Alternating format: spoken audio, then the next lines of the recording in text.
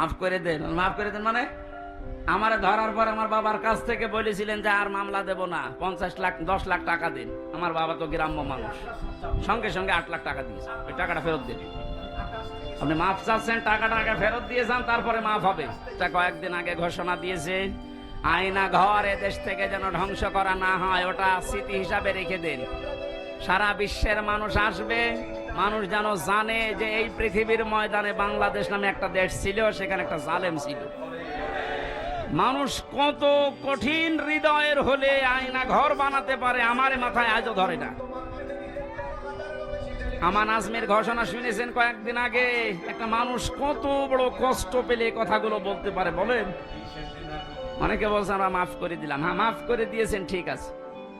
সারা দেশের 18 কোটি মানুষ যদি মাফ করে দেয়, আয়না ঘর যারা জড়িত ছিল, ব্যারিস্টার আরমানের বউ মাফ করবে না, জীবনও করবে না।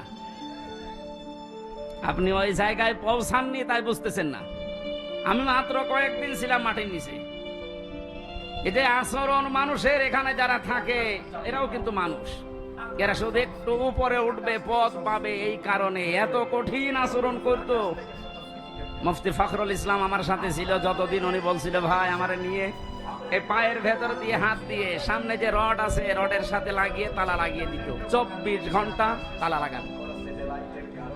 পায়খানা পোশাবের জন্য মাত্র 1.5 মিনিট সময় দেয়, খাবারের জন্য অতটুকু সময় দিয়ে, তারপরও যে খাবার 3-4টা তরকার দিয়ে মনে হচ্ছে কে মাখিয়ে দিয়েছে।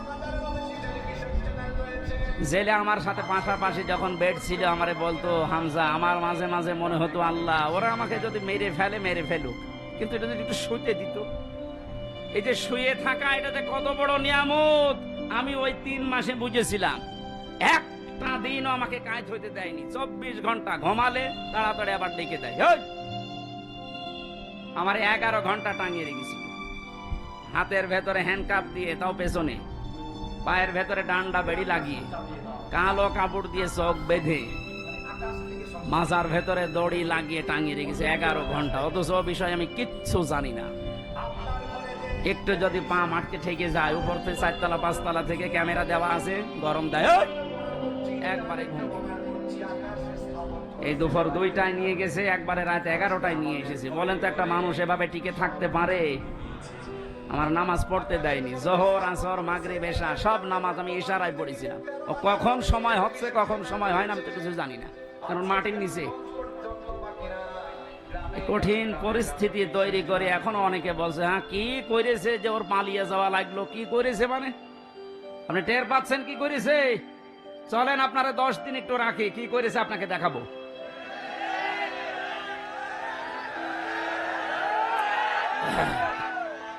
এই জন্যে তো জালেমের বিরুদ্ধে হামজার মামলা না, মামলা কার বলেন? সুতরাং এর জালেমেরা, এরা কিন্তু টার্গেট হামজার না, এ টার্গেট আল্লাহর। এই জন্যে তো এত ভয়। যেদিন আমার রায় দিয়ে পুরা মামলা ঢিসমিস করে দিয়েছে, ওই দিন আমার মামলার আয়ুকে কল দিয়েছিলাম। এতদিন ওরে আমি স্যার বলতাম, এখন তো উল্টা করে আমারে স্যার বলছে। কি হয়েছে? হুজুর মাফ করে দেন। মাফ করে দেন মানে আমারে ধরার পর আমার বাবার কাছ থেকে বলেছিলেন যে আর মামলা দেব না, 50 লাখ 10 লাখ টাকা দিন। আমার বাবা তো গ্রাম্য মানুষ, সঙ্গে সঙ্গে 8 লাখ টাকা দিয়েছে, ওই টাকাটা ফেরত দিন। আপনি মাফ চাচ্ছেন, টাকা ফেরত দিয়ে যান, তারপরে মাফ হবে। এই কাউন্টার টেররিজমের যে কয়টা দায়িত্বশীল ছিল, এগুলো মানুষের মধ্যে পড়ে না, এগুলো জানোয়ারের চাইতেও খারাপ। আমি নাম ধরেই বলছি, এই মনিরুল, এই আসাদুজ্জামান, ডিসি মান্নান, হারন তো 3 ইঞ্চি, ওর নাম মুখে উচ্চারণ করাও ঠিক না। এই শয়তান এত উপরে উপরে দেখাতো, রিমান্ডে এসে মনে হতো তো ফেরেশতা, অথচ ভেতরে ভেতরে যে আলেমদের এত বড় ক্ষতি করিস।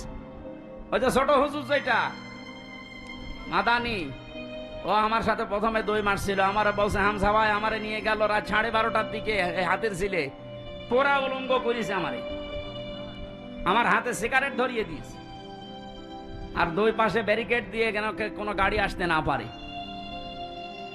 একটা অর্ধ উলঙ্গ মেয়ে লোক কোথা থেকে নিয়ে এসে আমার পাশে দাঁড় করিয়েছে, ছবি তুলতেছে যে এটা সকালে ছেড়ে দেব, মানুষ বুঝবে দেশে যে হুজুর কত খারাপ। ও ছোট মানুষ তো, বয়স আমার সেম, আমার 32 ও 30। ওই সময় হাউ মাউ করে কাঁদছিল ওই ফাঁসির কন্টেম সেলের ভেতরে। আমারে বলছে, হামজার আমি তো একেবারে অসহায়, যে কেউ নেই। বললাম এক এসআই কে ডেকে, ভাই আপনারা যা করছেন এটাকে হারুন স্যার জানে? জানে না মানে উনি তো করছে। মজলুম অবস্থার দোয়া কবুল হয় আমার বিশ্বাস আছে। মন থেকে বড় দোয়া করলাম আমার